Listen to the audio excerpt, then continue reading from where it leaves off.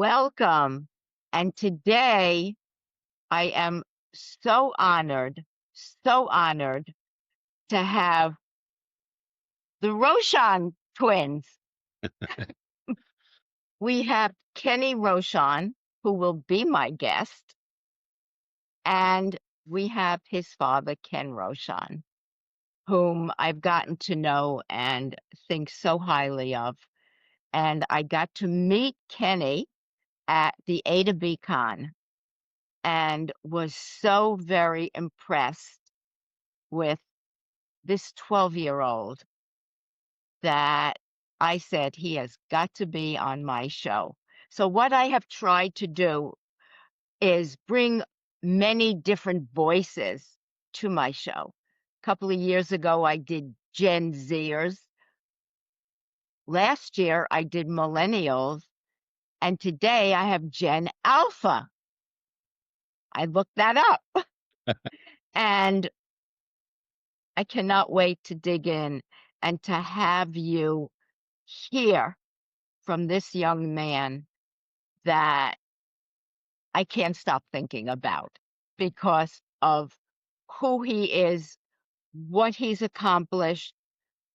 And the name of the podcast is Extraordinary Work Conversations about Creating Change. Extraordinary work this young man has done, creating change. Oh my goodness. Wait until you hear how much change he has created. Kenny, thank you so much for being on today, and Ken for accompanying him for the moment. So I just wanted to say thank you to you. It was great that Brandon Gadoris has this vision of an event that brings heart-centered leaders together. And Kenny does not get to make it to many events, but this was the right event to be at because he met you and he met really wonderful people. And I am here to relinquish and say, have fun because Kenny really enjoyed meeting you as well. Thank you. Okay, Kenny, we ready to go? Yeah. Okay, so you are 12 years old. Mhm. What inspired you to kind of start creating what you've done in your life? So when I was 6 years old, when I wrote my first book, before I wrote my book, my dad made me this book called Kenny's Favorite Things, and I loved the book, and this was during the pandemic, so it was virtual learning. My dad's business, the Perfect Publishing business, it was not going as well because of the COVID. So my dad asked me, would you like to do my book, my book? And I said yes, and that's how my first book came out. Kenny's Favorite Jokes Cracking You Up. What inspired you to have that be your first book? So I thought that since there's not a lot of happiness during COVID, I wrote a joke book, and it has jokes that are good for like preschool, early elementary school. And by the way, this is actually a real picture, except just drawn. This is actually a real picture. I was at a soccer match. Oh, wow. Yeah. Wow. So you came up with the jokes yourself, is that correct? Or I you came up pulled with them in? some of them. I came up with some of them. Most of them, I got off of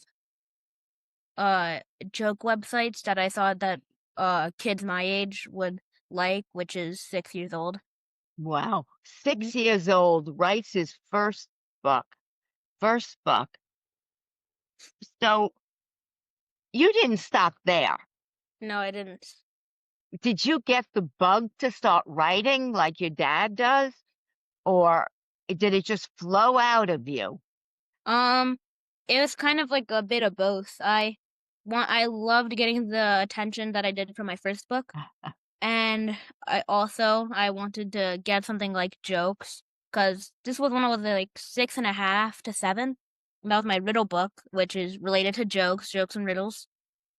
So this one, they are puzzles the same way you would expect from other riddle books, except they're like more challenging in my perspective. The answers Okay. are So you found the riddles and put Yep. the whole book together. Some of them I actually made myself, but I don't have my own section that I have, but I know a couple I've made myself. So tell us how many books you've written now that you're 12 years old. I've written 14 books and I've been in like 5 magazines, 4 or 5. I know we're going to get to that. So here's a couple of questions that your father gave to me. So tell us about the bottom line and what that means to you. So the bottom line is a poem written like a passage where it's about how you could become a leader and how to not be scared and make sure that you do it yourself and not try to cheat yourself through life and be honest. Now, you wrote that book, or is that's a phrase that you've come up with? Um I didn't come up with it. My dad found it. I don't know exactly where. I'm guessing like from another book, but my dad really liked it, so he showed it to me. And whenever I like misbehaved when I was young, uh, I would have to write the bottom line. And after I wrote the bottom line a couple of times, I actually behaved better. It's a good parenting skill. Good parenting skill. So the bottom line sounds like it's how to behave in life. Mhm. Is that correct? Yeah, and it's also about trying to be a winner. What does that mean to you, trying to be a winner? I have it in my book, my What's that? autobiography, Mm-hmm. and what I said is that to me, um, it means that I have to take advantage of what I got. Like, as in, like, I only have a certain amount of time. I want to do what I want. I want to be a winner, not someone who doesn't achieve their actions. Okay. And what I love is you didn't use the word loser. Hmm? Did you do that purposely? Yeah. That's wonderful. What a winner means to you is going after what you want and being disciplined enough to get what you want. Is that fair to say? Yeah. Wonderful. What would you like to talk about? I've got a bunch of questions here. What would you like to say? Um, I would like to talk about something related to the bottom line. It's called The True Gentleman. Great. Yes. I I'm think I heard glad you, you talking about it too. yes, but I hoped you would bring it up. Hmm. So The True Gentleman is in this book, a book that my dad wrote. It's about a millionaire magical mindset. So there's quotes and facts in it, and this is one of them. It's The True Gentleman. Okay. Why don't you tell us what it's about? So it's The True Gentleman is basically about someone who knows has good sportsmanship. They don't gloat to people about their wealthiness or if they're better than someone. They make sure that they put other people in front of them and just don't just put themselves in front of everyone. And that's that's pretty grown up talk from my perspective. You're 12. Yeah. Talk about that in your terms, in a 12 years old's terms. And I know you talked about it, but maybe give us an example or two. Maybe you learned something in reading it. Could I just read it out to you real Sure. quick? Okay. So it's written by John Walter Wayland, and it's The True Gentleman. The true gentleman is a man whose conduct proceeds of good will and an acute sense of propriety, and whose self-control is equal to all emergencies, who does not make the poor man conscious of his poverty, the obscure man of his obscurity, or any man of his inferiority or deformity. who is himself humbled if necessity compels him to humble another, who does not flatter wealth, cringe before power, or boast of his own possessions or achievements, who speaks with frankness but always with sincerity and sympathy, whose deeds follows his words, who thinks of the rights and feelings of others rather than his own, and who appears well in any company, a man with whom honor is sacred and virtue safe. Do you follow that? I'm trying to, but this is like a perfect man right here, and nobody is perfect. Beautiful. I love it. Nobody is perfect. So what do you think about all of us, because we're not perfect, that we do make mistakes, right?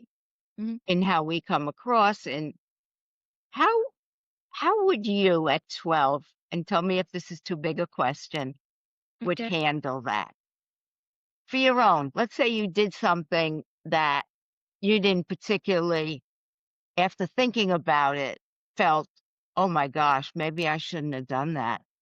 So basically, after I do something wrong, I know that almost everyone has this where they do something wrong, they realize like a couple minutes after what they did wrong, but they try to hide it inside themselves and make sure and make it seem like they're the ones who are right.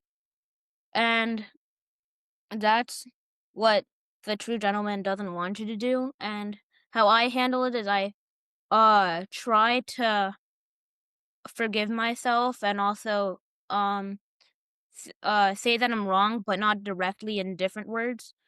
But after I do that, everything seems to be fine between me and my problem. I love that. Oh my gosh. Oh my gosh. I'm going to forget you're 12 years old here. Um, Tell us what you would do to change the world. That was one of your father's questions. Um, I want to change the world, because a lot of people know that the global warming's a thing. Politics, like there's so much, like, how do you say it? I forgot the word. Insecurity with politics. Everyone feels like if one of their friends or one of their close peers has a different opinion than them, and they feel that they might be treated differently. But I want to change the world by making politics, for me and people who know me, realize that politics shouldn't be dealt with so personally. They are big, but they shouldn't be dealt with so personally with friends. Very nice. Very well said. Very well said. Boy Scouts and popcorn. Oh yeah. So when I was in third, fourth grade, I no, I think it was fourth grade. Yeah, fourth grade. I was in Cub Scouts, and we annually had this popcorn selling competition slash fundraiser. And basically, you have a website on your phone.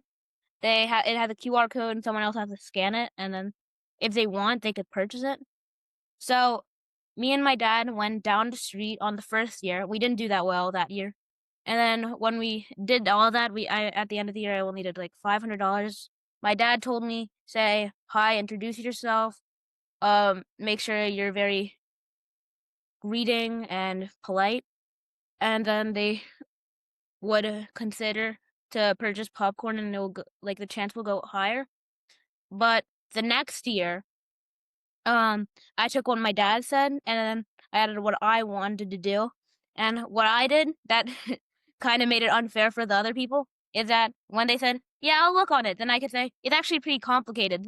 Could I help you out with it?" So they'll make them stay at the front door, and they would have to purchase it in front of me. So if they don't agree, that it would be kind of awkward for them. So it worked a lot of times, and that's how I raised $8,000 in popcorn. $8,000, but you had a coach. Yeah. So would you consider that to be fair? I think it's fair because the second place kid raised $5,000 doing something similar, but I think the only reason I won is because I went to Giants 4 times to stand outside there for about like 2 hours and sell popcorn. Me and my dad bought $2,000 worth of popcorn, and we took it with us to like apartments near us, near the YMCA, and we got a lot of sales from that. We still have actually some popcorn in the basement, so yeah. But I don't think it's unfair. I just think that the only reason I won is because I had the right coaching, and I also added my own gist, and I had more time. Okay, that's fair. So tell us about Kennversations, right? That's your 14th book. Yeah, I have it with me Mm, right here. So that is beautiful. Tell us about the book. So this book is a book that me and my dad wrote. I look bald here, like my dad. And that's what I used to look like when I wrote this book. I I had know. that on the other side. Right. But this book is about me and my dad asking each other questions that we actually never really answered to each other's these are like new questions. Like an example is, if you could be anyone, who would you be? How about if you could be anyone for 30 days, what would you do? So that's the question me and my dad loved when I'm on podcasts. I would always say this question and our answers. So can I just tell you our answers real quick? You can tell me. I'd love to hear the answer for that one. So the question, if you could be anyone for 30 days, who would you be and what would you do? Me and my dad agreed that the best person to be was Elon Musk because he had contacts with all the big people, and we would tell them, hey, talk to Ken Rochon, talk to Kenny Rochon. They're really cool people. And then we could donate to charity. We could give us stuff, but we'll still leave him with like a couple billion because he needs to solve world problems and stuff. When I say a couple billion, I mean like I just want the contacts and stuff. But yeah, me and my dad would just contact them all to me and him. Now, if you had to answer that now, who would you want to be? Who would you answer? I would want to be someone with like not power, but I want to be with like I want to be someone kind of like Elon Musk, except less as big. Because if Elon Musk gives me money, they're gonna make a lot of news about it, and I'm gonna get questioned a lot. So I would be like Jeff Bezos because he owns Amazon. I could just give my family like 5% of Jeff Bezos, like 5% of Amazon, which is a lot of money, a lot of money. And I would also do the same thing with Elon Musk. I would have him give me like a lot of contacts. So, if you were Jeff Bezos, look, you could put all your books up on Amazon. Yeah. Where are they now? Where are your books now? Where can people get them if they want to? They're on Amazon. We're working on getting them to Kindle, so it could be. I mean Audible, not Kindle, Audible. I'm trying to get it to Barnes and Nobles. I'm getting close to that, and I'm trying to get my book published by much bigger publishers, kind of like Scholastic, so I could be on the book fairs and stuff that I had at my schools. So yeah, that's where my books are about to be and where they are right now. And we met at the A to B Con, and you had all your books up. Hmm. How did you do with the sales? I did in the medium in the between very well and good. But I did get a lot of clients from my dad, which does substitute for books. I would much rather have people like. Wait, do you know RJ? Audrey? Or RJ? No. Okay, I don't think he was at the A to B Con, but he's one of my dad's clients, and I am like very friendly with him. He's basically like my uncle, and yeah, I would. New clients are very nice and fun to be around, so I would rather to have clients.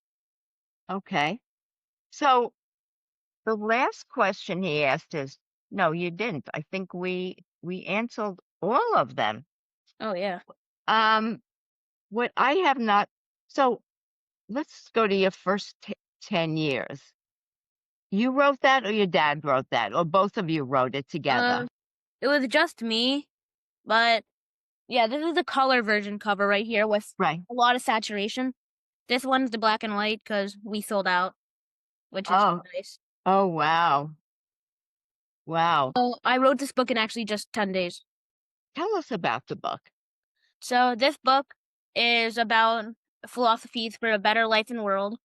It's about how I think I could improve the world. It has the bottom line in it, my thoughts on the book. Uh-huh. It has if I had $1 billion, why I believe Boy Scouts is crucial, my favorite cars, and why I love cats, and 10 things I would love to change. So this book is if you want to learn a lot about me, like, and I send the book to a lot of people actually.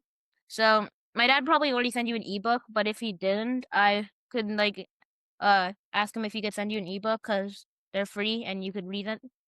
I would love it. He didn't, but what I would love is the book with signed by you. Oh yeah, I have actually a lot of books signed by me. Yeah, I don't think I have any with me. Let me check. Well, you can send it to me. Yeah, I can. That would be wonderful. I would love to have it. So what I love is the quote right there. Children are the future leaders who impact the world. And Oh yeah, right there. yes, I see that. And what I love about that is there, again, I don't think there are a lot of 12-year-olds that are impacting the world. Yet when I see that, I think of you as a future leader who is already impacting the world. Just your presence, the books you're writing. And I think your dad mentioned to me that one of your areas is cruelty to animals Yeah. is a big topic for you. Talk about that. So, animals, I believe that every animal has their own place in the universe, and one of them could. They all have their own personalities. They like cats. They all have their companions. Dogs. They all have their companions. Wolves. They are nice and alone, kind of like So if there was a person who likes being alone, they like watching movies and stuff, that would be like wolves. And I believe every animal is one way connected to a human. Is that your philosophy that you just believe that? Mm. So which animal is connected to you? I like panthers. They are not in like the physical ways. I'm not that fast, but I mean how I heard that panthers can think very well, and they live by themselves with live by themselves with their like companion and uh cubs, and I wish that there would be a way that all the people who I know and I want could like live in my mind forever. Like let's say in the afterlife, I wish there was a way that I could isolate myself with the people who I want, and then I could turn it off and I could add new people. I just love that. Okay. What do you think of your cat, Lily? Oh yeah, Lily and Leo. Oh, Lily, 2 cats. yeah, I got two. Lily's right on the couch, which you saw already. Yeah, she's sleeping. And Leo? So Leo, he's a bigger cat, not like big. He's still fit. He's really strong. Lily actually fights Leo a lot, and she wins a lot. And Leo, I love him a lot because he is like a rag doll. He lets me do anything with him. I can like hold him and he won't move at all. I could flip him on the ground and then rub his stomach and he doesn't care at all. nice. Nice. So when you think about connections, how do you feel connected to your cats? Like from another lifetime, or I feel about my cats, like feel like my personality is connected to both of them. Leo, because sometimes I just like to relax, and kind of like Leo, he's very nonchalant. So I just like being nonchalant with like Leo. And sometimes with Lily, she likes being active and she likes running around, and it's kind of like my mindset. Sometimes it turns on to Leo and like to Lily. It just happens like that. Right now I'm in like the middle when you balance the switch. So aside from writing books, you have a full life. You're involved in many different things. Talk to us about your activities, what you're doing other than writing books. I'm in Boy Scouts. I play soccer. I play basketball like every season like in fall. I don't play it now. It starts like late in fall and it ends in middle of winter. I have a lot of friends who come over often. Like on Thursday, I'm going to the pumpkin patch as a big kid because I know that there's a lot of like 4-year-olds, 5-year-olds, 7-year-olds, 6-year-olds at the pumpkin patch. So I'm gonna be one of the larger kids who everyone is like, and I tower above everyone. But yeah, I have a lot in my life. I also like playing video games too. You also play an instrument, I Oh think. yeah, piano and cello. So where do you find time to sleep? I usually go to bed at like 9:30, but tonight I'm probably going to bed at like a little later because I want to try and finish homework. But I have finished some in school already, but I still have some to do. So yeah, today and tomorrow will be like my working days. And you do homework, and I bet you get good grades. Yeah. Wow, 12 years old, and look what he fits into his life. I would venture to say much more than any 22-year-old or older for that matter. So, do you see yourself as an author as you get older? Do you have any vision might change at 12 as to what you might want to do? I see myself greater than an author in the future. I see myself as a person who influences other kids my age, adults, uh and like people like my grandpa, cuz my grandpa he likes to balance his day. So, I would like to help those kinds of people, and I would also like to have some days where I'm just sit back and relax with me and my friends. And yeah, that's what I want to do in the future. So, influence other people. Does that mean being an influencer in a way? Yeah, like an influencer, yeah. I don't think you see it as something in the future. You're already being an influencer. Hmm. Truly, look what you're doing. Your books, what you do in playing an instrument and sports and everything else you're doing. You certainly are now a young man that is already a leader and impacting the world. Just your presence alone, your books, what you write about, it's so refreshing. And you are such a unique young man Thank you. that if anyone wanted to reach out and get your books, or even, I don't know, have a conversation, how can they reach you if they want to certainly buy one of your books? They could like email me, they could reach out and text, or like my dad, he like has a lot of contacts, like 40,000 contacts. So I like it when people reach out to me, and also like bond with me, because there is stuff other than books, but I just like having knowing that I'm inspiring people, and I would love if they could reach out to me. And How yeah. can people reach out to you? If they want to get the book, they can go to Amazon. Oh yeah. They Is could that go to where? Amazon. Yeah, Amazon, and they could also go to my book signings too. Okay.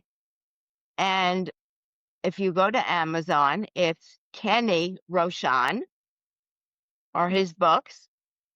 And if people wanted to reach you, how might they do that? They could text at 202-701-0911. And if they wanted to email you? K3 coder, so K3 CODER, all lowercase, at gmail.com. If anyone out there, my audience, wants to connect with this absolutely amazing and inspirational young man, please, please do. And I've seen most of his books, and such an inspiration for anyone that it's such a marvel for me. And I am so grateful and honored, Kenny, that you chose and was willing to come on my podcast. Extraordinary work, conversations about creating change. It doesn't have to be for an adult. Look at Kenny, 12 years old. Extraordinary work for sure. Creating change for sure. Kenny, thank you so much for this. It just means so much to me. Yeah, thank you for inviting me. You're very, very welcome.